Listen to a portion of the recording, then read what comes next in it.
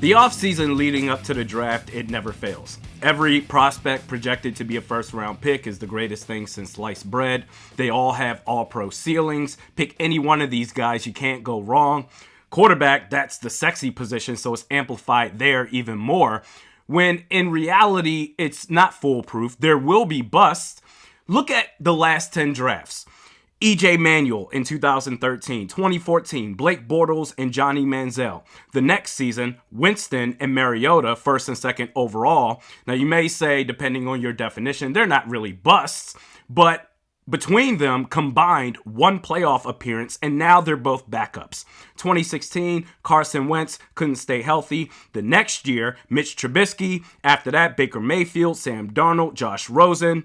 2019, Kyler Murray, he's taking heat right now. 2020, the jury's out on Jordan Love, but so far, those first-round picks, the other ones, Burrow, Tua, Herbert, all panned out well, so that's a unicorn year. 2021, Trey Lance is competing to be a backup. Zach Wilson, he's already finished. And Matt Jones is hanging on by a thread. And last year, Kenny Pickett, we'll see. Fast forward to now. After Bryce Young and C.J. Stroud, you've got Anthony Richardson, who him and his 54% completion rate, he's going to be the next Josh Allen, apparently. Will Levis, very athletic, also going to be the next Josh Allen. Can't miss with any of these guys. All thought to go anywhere between the top 10 to 15. Now, Chad Reuter of NFL.com, his latest mock draft, he has the Vikings trading up to the 10th spot to select Will Levis, giving up this year's and next year's first, as well as pick 87 this year.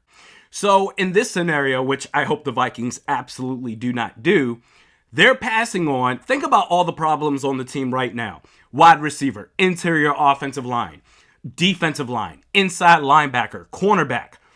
They're passing on anywhere between 2 to 3 impact players, mortgaging the future for a quarterback in this year's draft. Will Levis in particular, completely oblivious, sensing pressure in the pocket, bad offensive line at Kentucky, bad offensive line in Minnesota.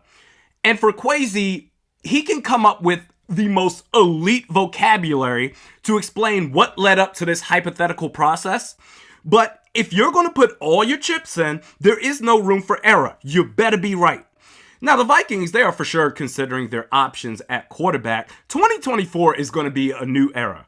So far this offseason, we've had ownership, the GM give the most bland feedback on Kirk Cousins, and now we have the head coach keeping it all about 2023. We hope this is the most competitive year he's ever had. If Kirk Cousins somehow manages to get an extension this spring, it would be the greatest 180 turnaround I've ever seen. And for what it's worth, I do believe that Kirk is the second best quarterback in franchise history. Everybody wants to bring up Dante Culpepper, and I love Dante. But the reality is he was a product of Randy Moss. Moss made him. In fact, once he got traded to the Oakland Raiders, the then Oakland Raiders anyway, the immediate drop-off with Culpepper was just astounding because, yes, he got hurt that year, 2005, but even before he got hurt, when he played, he was awful. 2-5 record, 6 touchdowns, 12 picks. Kirk's not doing that through 7 games. All he's been is consistent. Second best quarterback for this team, sure, but what does it mean for a team that has never won a Super Bowl? The Vikings brass, front office, ownership, now the head coach, they appear to be over it. We've seen enough. I don't care if Daniel Jones just reset the market. Why should we follow suit?